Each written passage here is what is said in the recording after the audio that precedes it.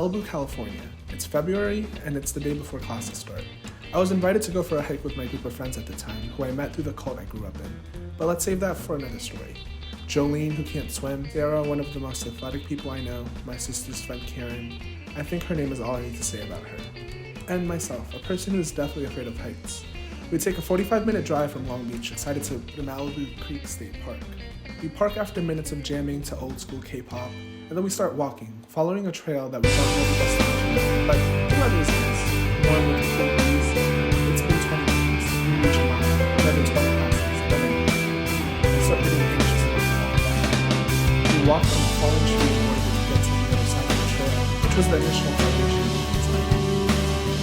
We got to the end, and so it was an old film set for some old obscure movie.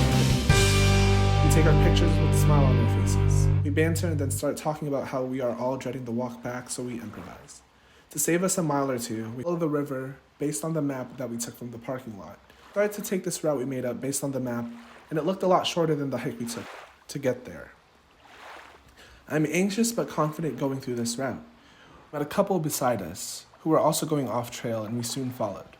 They gave us assurance we needed to know that there was a way back. We jumped from a boulder, one that we couldn't climb back from, knowing that there's no getting up from where we jumped. The couple then decided to not jump the boulder because the boyfriend did not think it was safe. However, for us, we thought it was too late.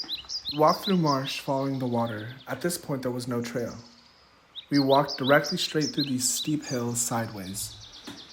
And it felt like we were walking miles, but in reality, we had made it barely any progress. We walked a bit more through the marsh, not realizing what was ahead of us. Many more miles of hills and marsh, eventually through streams and rivers. I start getting super anxious and have less stability within each step. Jolene is also borderline freaking out. Sarah is having the time of her life, and Karen is constantly saying prayers aloud that we would make it out of here safely. Then we come across a part of the river where the current could have been straight from Niagara Falls. We have no choice but to cross it by jumping from one boulder to the other, and to the other. Jolene starts crying, Sarah takes the lead and makes it. It's my turn, and I make it. So does Jolene and Karen. The next jump was a larger gap. It was Sarah's turn again. She slips the jump, has her foot on the boulder she jumped to, trips and lands on her front side. We make sure she's okay, and then it was my turn next. It was Karen's.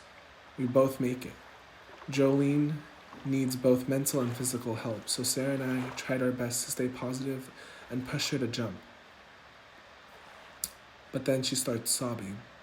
We take a break, Jolene eventually jumps, and I immediately grab her hand and she makes it. After doing that again for another 2 times, we see the first people we have encountered in the last 3 hours. We scream as if we were stuck out there for weeks.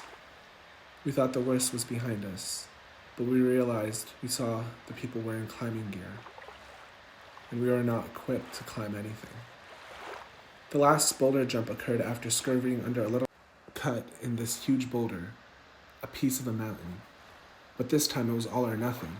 If we fell, we would have either died or got severely injured. Sarah jumps and makes it. Karen and Jolene follow. I look down, become frozen, and I start freaking out. Hyperventilating. I look into Sarah's eyes, and then I knew I'd be fine. I jumped with my eyes closed, and I made it. We climb down the rocks and encounter one more obstacle before finding the shore.